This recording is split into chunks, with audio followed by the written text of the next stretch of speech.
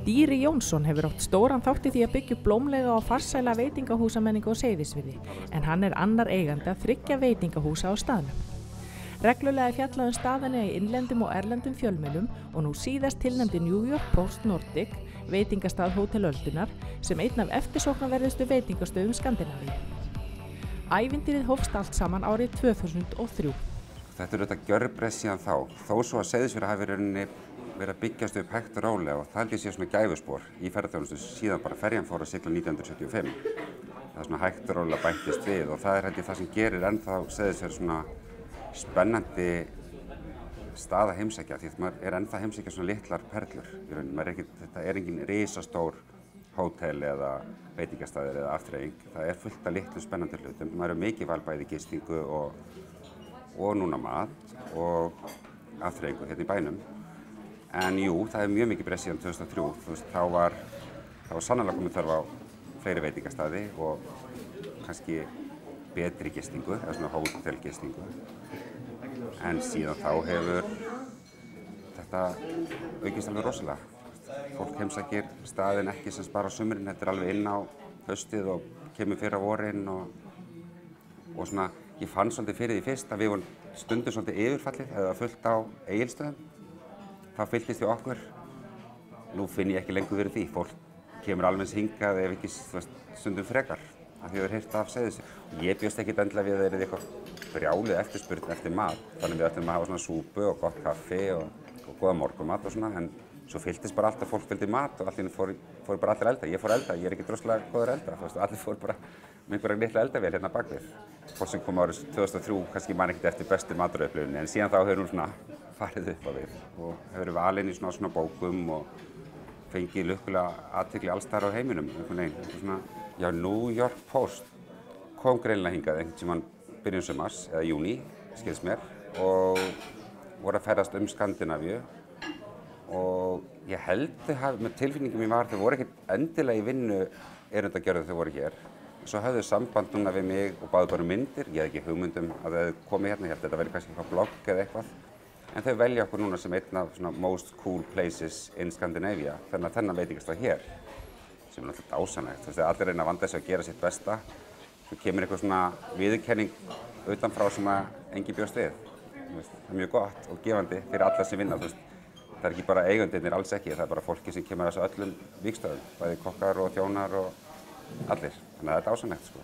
Við rekum þennan hérna sem er Nordic veitingastaður. Það er svona einblínit alltaf á það besta sem við fáum á fjórðungum, sem er grænmeti frá Vallanesi eða fiskurinn og kjötið, bara allt þetta klassíska og auðvitað erum við orðin meðvitaðri öll held ég bara að flytja ekki allt inn og reyna að nota svolítið eins mikið við getum úr héraði. Og svo hefur við rekið síðan 2005 held ég, bistró í listhúsinu Skaftfelli. Það sem er boðið upp á pizzur með hreindýr og humri en líka bara klassíska pizzur og kannski grænmetismat og svona líka svona aðeins svona ólíkur matur á þessum tveimur stöðum. Og svo bættum við þriðja staðinu fyrir 3 sumrum síðan sem er norðaustur, sem er sushi veitingastaður. Og ég myndi segja að sé svona eiginlega ekki síður bara svona japanskur veitingastaður. Það er með svona japanskur smáréttum og frábæru sushi, þannig að saman gerir þetta alveg bæði með sko hráefninu sem fáum hérna öllum fiskinum og þessu ótrúlega fólki sem við fengið, við erum heppin að fá með okkur lið, þessum kokkum með 17 ára reynslu og svona alls staðar á heiminum með okkur í lið. Þannig já, þetta er orðið svona ansi fjölbreytt, sem er náttúrulega gaman fyrir gestinn að fá að heimsækja og þetta er allt litli staðir, þannig að þú svona ferð nær tengslu við þjóninn og fólkið sem er að vinna og fer að smakka alls konar ólíkan mat sko. En þetta hús sem við sitjum í, það er ekki alveg nýtt? Það er ekki alveg nýtt, nei. Og þessi hús þetta eru bara svona mikilvægi sögu Íslands, ekki bara Seyðisfjarðar. Þetta hús er byggt sem svona nýlenduvöruverslun 1920 og hefur svona þjónað bæði mat, selt mat og líka textíl og alls konar nýlenduvörur sem komu inn þá. Þannig að fólk kom hérna úr héruðum Austurlands, eða bara öllum sveitum Austurlands hingað til þess að kaupa fermingafötin eða fara svona í virkilega borgarferð eða bæjarferð, fóru langt á hestbaki og versluðu sér svona til að byrja með.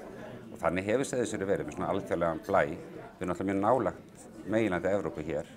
Þannig fyrsti símatengingin var hér, fyrsta rafmagn sem var lögð í öll hús var hér og Hafnarfirði held ég. Þannig að það var svona, hefur alltaf verið alþjóðlegur blær yfir Seyðisfjörði. mér skilst að fólk var svona í kjólum og með hatta og svona sunnudum og töluðu dönsku jafnvel og svona eitthvað þannig, alltaf mikið af því. Hver telur þú svona vera lykilinn að þessari velgengni sem þið hefur náð?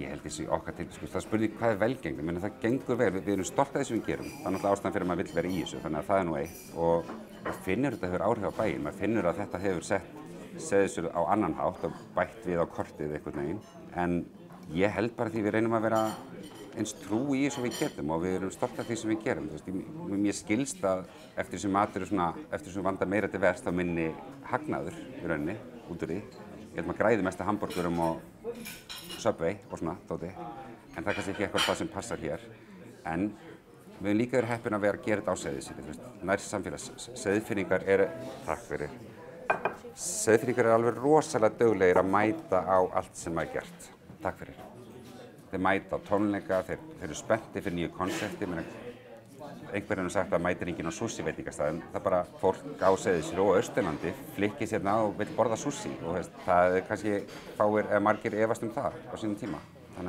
En auðvitað bara reynir maður að vanda sig í því sem maður gerir og hægt og rólega var ná að gera upp húsin sem að virkilega þurft að viðhalda halda síðan voru byggð. Sum húsin eru byggð 1898 sem við berum ábyrgð á núna. Þannig að hægt og rólega erum við að laga þau og reynum að vanda til vers og svo auðvitað skiptir máli. Við erum opaslega heppin með starfsfólk sem kemur ár eftir ár til okkar á sumrin. Við erum með hátt í 50 mann sem vinna hérna á sumrin og svo fyrir fjöldi kannski niður í 10-12 þegar svona köldustu mánuðunum en svo svona fljótt bara vorin bæti fljótt í sko. Þannig að auðvitað, gott fólk með okkur líka og bær sem er opinn fyrir nýjungum og opinn fyrir að koma að prófa allt þetta rauk sem við erum að reyna að gera.